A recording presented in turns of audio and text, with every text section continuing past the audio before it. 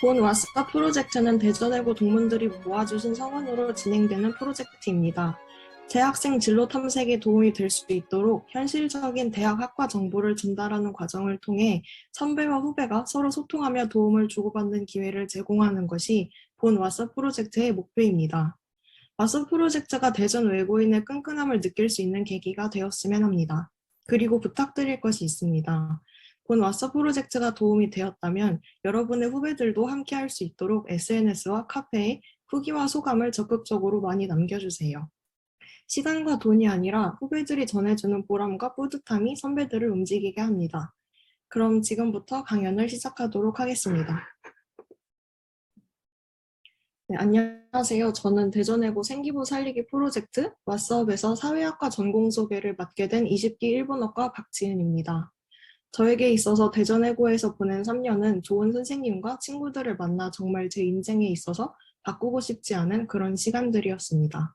비록 지금은 코로나로 인해 학교에서 시간을 많이 보내실 수가 없으시겠지만 다시 없을 고등학교 생활인 만큼 후회 없는 시간을 보내셨으면 좋겠습니다. 부족한 부분이 많은 발표가 되겠지만 조금이나 후배님들께 도움이 되길 바라며 시작을 하겠습니다. 앞서 말씀드렸다시피 오늘 발표에서는 사회학과에 대하여 소개하는 시간을 갖겠습니다. 사회학과에 관심을 갖고 계신 후배님들께서는 궁금한 점이 생기면 언제든 편하게 마이크나 채팅으로 말씀을 해주시면 감사하겠습니다. 이 그림에서 제가 제 옆에 보이는 뒤르캠 베버 그리고 너는 이제 여러분들이 언젠가 뒤르캠이나 베버처럼 사회에 길이 이름을 남길 그런 사람이 되길 바라며 썼습니다. 그리고 저 꽃길 이야기는 그냥 어디서 주워들었는데 지금 보니까 상당히 민망하네요. 그럼 다시 제 소개를 제대로 하겠습니다. 저는 대전 외국어 고등학교 일본어과 20기를 졸업했으며 성균관대학교 인문과학 계열과 사회학과 그리고 서강대학교 국어국문학과에 합격을 했습니다. 중학교 때 프로파일러가 되고 싶었던 저는 사회학과에 입학을 하게 되었고 다양한 복수 전공을 경험하게 됩니다. 프로파일러가 되겠다는 생각으로 심리학과 복수 전공도 해보고 법학 복수 전공도 해보면서 사회가 기억을 해주는 사람이 되고 싶다고 생각을 했습니다. 그러던 중 세상에 내 생각을 전달하기 위해서는 세상의 언어를 배워야 한다는 말을 듣고 인공지능 융합 전공으로의 복수 전공을 굳히게 되었고 어느 순간 정신을 차리고 보니 대학원생이 되어 있었습니다. 아래는 제 연락처이니 혹시라도 제게 궁금한 사항이 있으신 분들은 언제든지 여기로 연락을 주시면 감사하겠습니다. 그럼 이제 제 소개를 마치고 본격적으로 사회학과에 대하여 소개하겠습니다. 여러분은 사회학과가 무엇을 배우는 곳이라고 생각하시나요? 실제로 제가 대학생이 되어서 사회학을 배우고 있다고 하면 반응은 크게 두 가지였던 것 같습니다. 첫 번째 반응은 뭐 사학과랑 비슷한 곳이냐, 사회자가 되는 법을 배우는 것이냐라는 거였고, 나머지는 거기 위험한 곳 아니냐, 좀 빨간 곳 아니냐 하시는데 아닙니다. 사회학과는 우리 주변에 익숙한 것을 낯설게 보는 법을 배우는 곳입니다. 한 가지 사례를 들어보겠습니다. 아시는 분이 계실지도 모르겠습니다. 여러분과 저를 포함한 대한민국 국민이라면 모두 초등학교, 중학교 9년의 교육과정을 의무적으로 거쳐야 하며 이는 향후 고등학교 3년까지 포함하여 총 12년이 될 예정이라고 합니다. 살면서 한 번쯤은 생각해 보신 질문일 텐데요. 저희는 학교를 왜 다녀야 하는 걸까요? 그리고 학교는 대체 누가 만들었을까요? 보편적 의무교육이 시행된 것은 불과 200년이 지나지 않았습니다.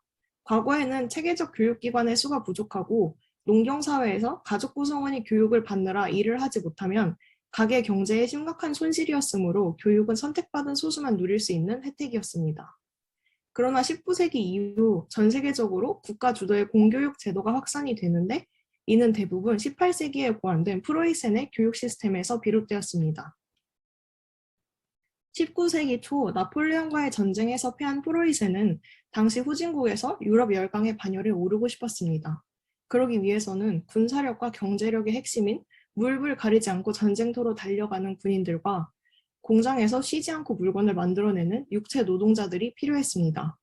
그렇게 프로이센은 18세기에 대대적인 개혁을 선언하고 근대화에 필요한 대량 생산식 의무 교육을 제공했습니다. 처음에는 철자법과 글 읽고 쓰는 법을, 나아가서는 기술을, 그리고 독일의 문화와 유럽 세계사를 가르치던 이 교육 제도가 바로 현대 공교육의 모델이 되었습니다.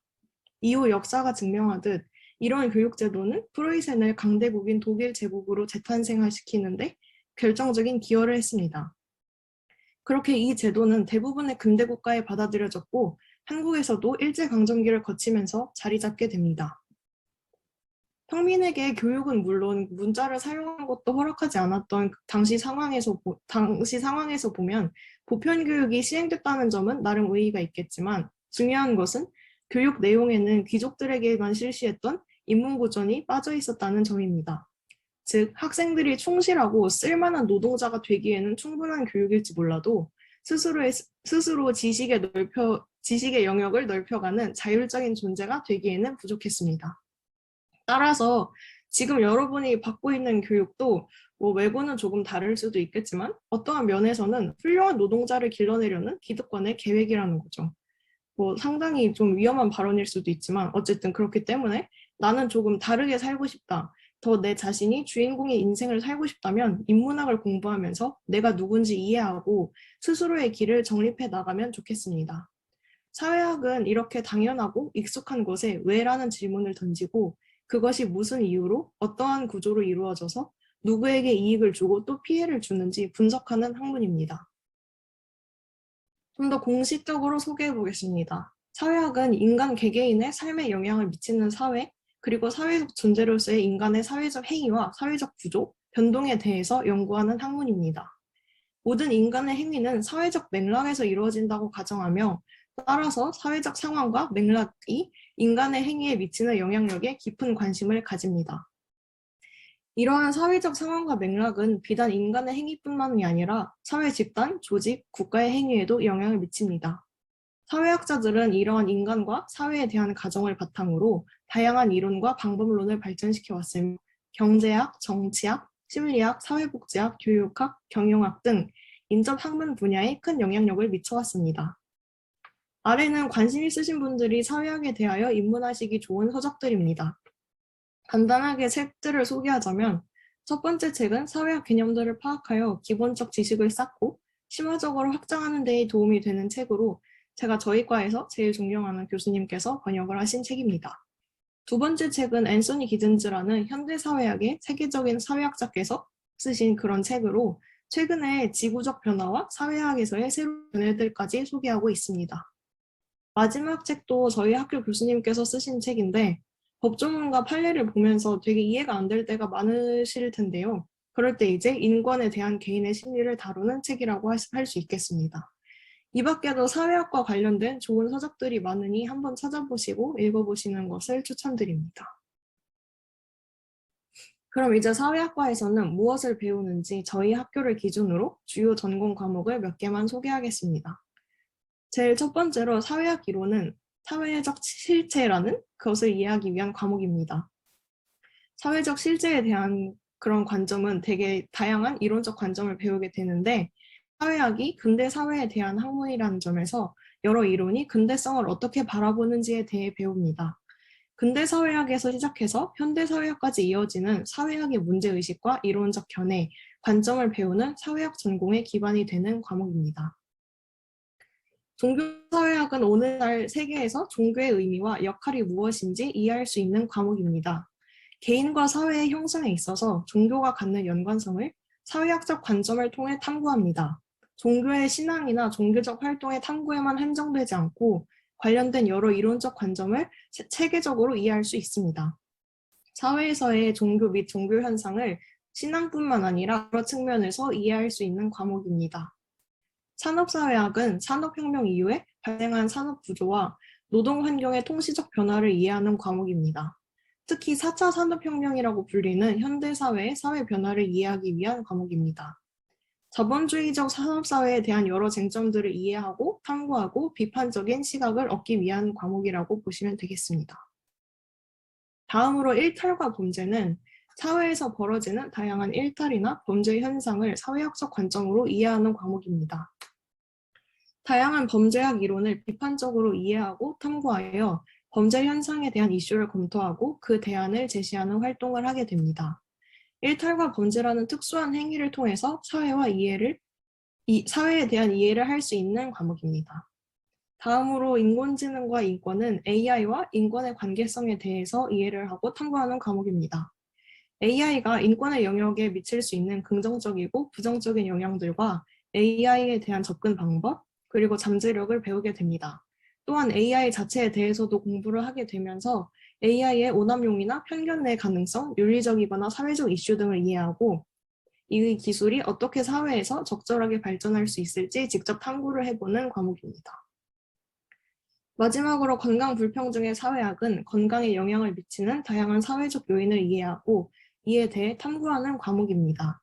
의학에 대한 주요 이론적 관점을 이해하고 경험적 연구를 통해 현대 한국과 현대 미국 사회에서 사람들의 건강에 어떤 사회적 요인이 영향을 주는지 탐구하게 됩니다. 다음으로 학과 활동을 소개해 드리자면 크게 학생회와 소모임이 있습니다. 근데 이건 학교마다 많이 다를 것이기 때문에 자세히는 다루지 않겠지만 나중에 대학교에 입학하시고 학생회 활동을 해보시는 것도 추천드립니다. 큰 장벽 없이 다양한 활동을 기획하고 진행하는 등 대학 생활에 있어서 발판이 될 수가 있습니다. 소모임도 꽤 다양한데 현재까지 있는 것은 사회학과 소수자 인권위원회로 제가 활동하지는 않았으나 이 외에도 공부해보고 싶은 분야가 있으실 때 한 두세 명씩이어도 사람을 모아서 가볍게 하는 스터디가 많았습니다. 다음으로는 학과 관련 행사입니다. 저도 들어보지는 못했으나 최근에는 이렇게 크게 두 개의 행사가 있었다고 합니다. 간단하게만 소개를 드리자면 왼쪽에 카카오 세이프봇 중어표를 막을 수 있을까 하는 아주대랑 한양대랑 성균관대에서 공동으로 주최를 했는데 현재 서비스 중인 카카오의 세이프봇을 구상하고 모델을 구축한 담당자와 개발자가 직접 참여를 해서 증오 발언에 대한 그런 대응 정책의 개요나 사용된 딥러닝 모델의 특성, 서비스 시작부터 배포까지의 과정과 어려움에 대해 다루었다고 합니다. 오른쪽의 세대교체의 정치학은 MZ세대와 그들의 정치 참여에 대해서 다루는 뉴 노멀 포럼이라고 합니다. 사회학과에 오실 후배님들은 이러한 좀 최근 이슈에 대한 포럼을 많이 들어보시면서 앞으로 사회에서 무엇을 할지 생각해 보시는 것도 좋을 것 같습니다. 그럼 사회학과에 오기 위해 필요한 역량은 무엇일까요? 학교를 다니면서 다양한 전공 수업을 들은 결과 개인적으로 이 세 가지가 있으면 좋지 않나 싶습니다. 먼저 사소한 사회 현상도 궁금증을 가지고 면밀히 관찰하여 그 안의 상호작용을 파악하는 비판적이고 분석적인 시각입니다. 사회학과는 과목 특성상 암기는 적은 편이지만 강의 자료를 토대로 사회학 이론을 이해하고 이를 적용해서 사회 현상을 분석하는 수업이 많습니다. 그리고 이렇게 관찰한 사실을 말과 글로 표현하여 다른 사람을 설득해야 합니다. 대부분이 중간고사와 기말고사가 시험보다는 레포트로 이루어지기 때문에 수업 시간에 토의를 잘하거나 글에 자신의 생각을 잘 녹여내는 것이 중요합니다. 마지막으로 사회학과에서는 글과 이론만 다루는 것이 아니라 사회조사 분석론, 통계 분석 원론 등과 같이 수업에서 양적 연구도 함께 다루게 됩니다. 비록 제가 과목 소개에서는 다루지 않았지만 저희 학교는 특히 양적 연구가 중심이기 때문에 사회조사 기법 등으로 수집한 데이터를 SPSS나 아노바 등의 통계 분석 프로그램으로 해석을 해야 합니다.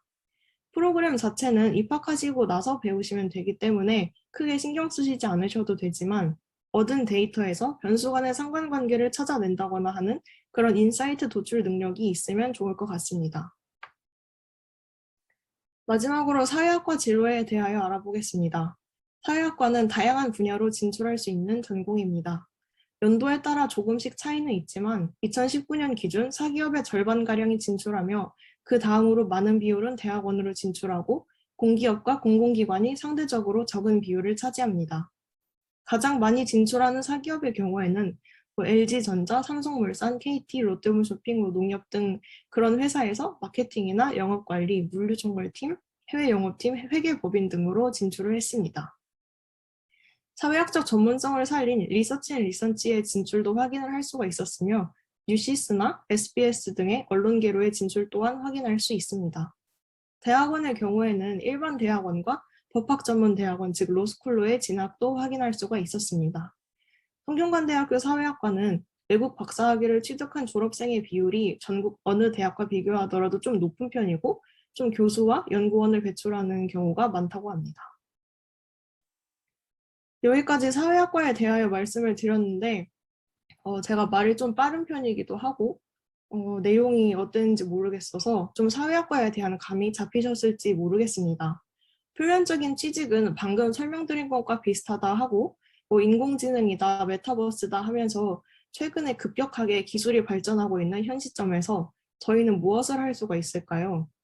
인공지능을 놓고 얘기를 해보자면 사실 이 기술 자체는 지금 사용되는 것보다 더 넓은 분야에 활용이 될 수가 있습니다. 그러나 여러분들이 잘 아실 이루다 챗봇 같은 경우에도 그렇고 페이스북이 개발한 인간의 얼굴을 인식해서 태깅을 해주는 알고리즘이 흑인을 고릴라로 태깅을 한다거나 어떤 사람이 문제를 일으킬 확률을 계산하는 그런 인공지능이 비슷한 조건을 가졌는데도 흑인을 백인보다 더 잠재적인 범죄자로 출력을 하는 등 여전히 인간의 개입이 필요한 영역이 남아 있습니다.